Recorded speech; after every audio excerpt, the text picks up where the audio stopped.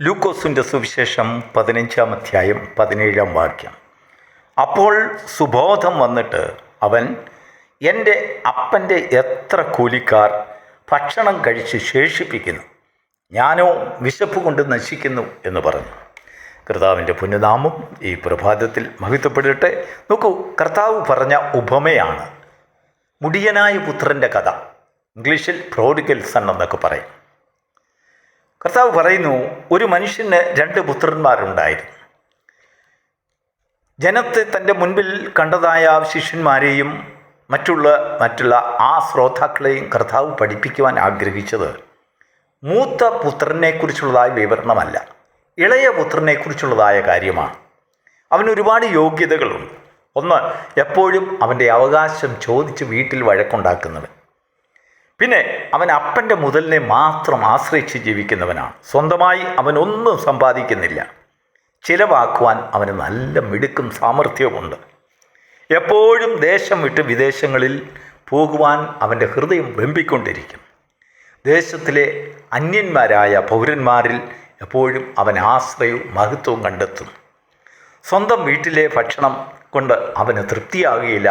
എപ്പോഴും ഹോട്ടൽ ഭക്ഷണം, വെളിയിലുള്ള ഭക്ഷണം വേണം. നാളത്തെപ്പറ്റി യാതൊരു ചിന്തയുമില്ല. ഒടുവിൽ പന്നിയുടെ ആഹാരം പോലും നിഷേധിക്കപ്പെടും വരെ ദുർനടപ്പുകാരനായി അന്യദേശത്ത് അലയുന്നവൻ. കർത്താവ് പറയുന്നു, അവന് സുബോധം വന്നിട്ട് അവൻ്റെ അപ്പൻ്റെ വീട്ടിലെ സമൃദ്ധിയെക്കുറിച്ച് അവൻ തിരിച്ചറിഞ്ഞു. അപ്പോൾ ഇത്രയും കാര്യങ്ങൾ അവൻ ചെയ്തതല്ല, സുബോധമില്ലാത്തത് കൊണ്ടാണെന്ന് അർത്ഥം. അതാണ് കർത്താവ് പറഞ്ഞത്. മനുഷ്യനിൽ സുബോധം നഷ്ടപ്പെടുമ്പോൾ ഇങ്ങനെയുള്ളതായ എല്ലാ കോകാമ്പിച്ചിയും അവൻ കാണിക്കും. എന്നാൽ ഈ പ്രഭാതത്തിൽ ദൈവത്തിൻ്റെ വചനത്തിൽ അധിഷ്ഠിതമായി ഞാനൊന്ന് ചോദിക്കട്ടെ. മനുഷ്യർ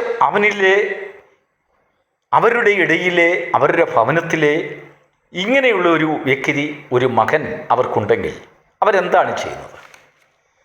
നമുക്ക് നമ്മുടെ ഒരു കുഞ്ഞ് ഇങ്ങനെ നമ്മുടെ ഭവനത്തിലുണ്ടെങ്കിൽ നമ്മൾ എന്ത് ചെയ്യും? തീർച്ചയായിട്ടും അവനെ ആശുപത്രിയിലാക്കും, ഇല്ലെങ്കിൽ അവനെ ഏകാന്തമായ ഒരു റൂമിൽ അടച്ചിടും, ഇല്ലെങ്കിൽ അവൻ്റെ സുബോധം മുറ്റുമായി നഷ്ടപ്പെട്ട അവൻ ഉപദ്രവകാരിയായാൽ അവനെ നമ്മൾ വീട്ടിൽ നിന്നും ഉപേക്ഷിക്കും. ചില പിതാക്കന്മാർ സ്വന്തം മക്കളെ കൊലപ്പെടുത്തുക വരെ ചെയ്യുന്നുണ്ട്. അങ്ങനെ എത്രയോ സംഭവങ്ങളാണ് നാം ഈ നാളുകളിൽ അറിയുന്നത്. അങ്ങനെ ഒരു വ്യക്തി നമ്മുടെ സഭയിലുണ്ടെങ്കിൽ നമ്മൾ എന്ത് ചെയ്യും? അവനെ എന്നേക്കുമായി പുറത്താക്കും. കണ്ടാൽ മിണ്ടത്ത് പോലുമില്ല.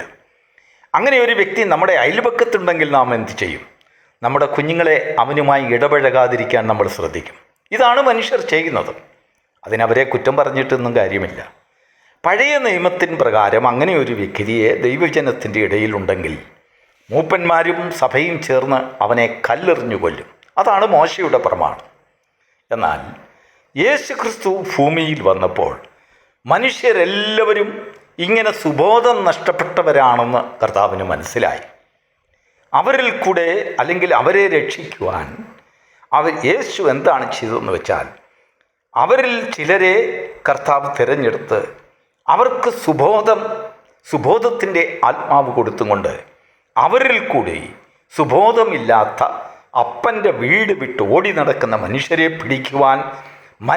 പിടിക്കുന്ന രാജമന്ത്രം അവർക്ക് ഹൃദയത്തിൽ ചൊല്ലിക്കൊടുത്തു. ദൈവത്തിന് സ്തോത്രം. അതാണ് സുവിശേഷം. ആ മന്ത്രത്തിൻ്റെ പേരാണ് സ്നേഹമെന്ന് പറയുന്നത്. ന്യായപ്രമാണം അവരെ കൊല്ലുവാൻ വിധിച്ചപ്പോൾ ഇതാ ക്രൂശിലെ സ്നേഹം കൊണ്ട് അവരെ രക്ഷിക്കുവാൻ തുനിഞ്ഞ യേശുവിൻ്റെ സുവിശേഷം ലോകത്തിലേക്ക് കടന്നു വന്നു.